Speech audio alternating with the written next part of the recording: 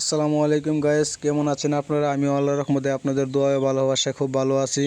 দেখুন গাইস, কিভাবে আমাদের বড় ভাই বোনের আডি বানতেছে উপরে দেওয়ার জন্য। উপরে কিন্তু আরেকজন লোক আমরা সেট করে রাখছি, কারণ উপরে নিচের থেকে কিন্তু একদম উপরে দেওয়া যাবে না।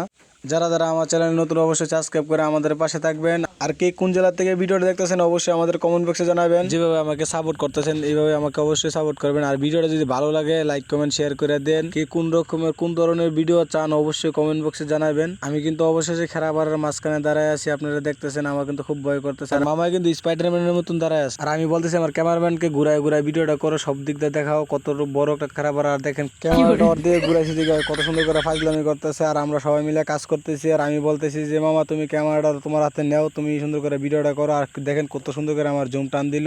এখন কিন্তু বোন ইটটা দিল আমার কাছে। দেখেন আমি এই স্পাইডারম্যানের মতো এক হাতে ধরে লাইছি। আমি কিন্তু এখন ইটটা দেবো মামার কাছে। মামা দেখেন কিভাবে সুন্দর করে, দেখেন কিভাবে এক হাতে মুটের ভিতরে লইয়ে এলে। আমি তো দিকে অবাক। মামা দেখছেন এই ইটটার কারণে যদি সবাই একটা লাইক কমেন্ট শেয়ার করে দেন। দেখেন কিভাবে মামা অনেক আগার ভিতরে খারে আছে। আর আমিও দেখেন আমি দেখাইতেছি মামার, দেখাইতে করতেছি জুম টান দিয়ে।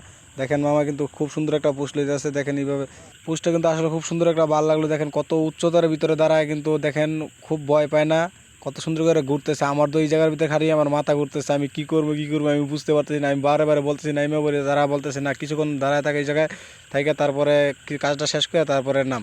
আমার তো ভয় করতেছে। আর মামা দেখেন এক হাতে লাঠি এখন তো সুন্দর করে ঘুরাইতেছে।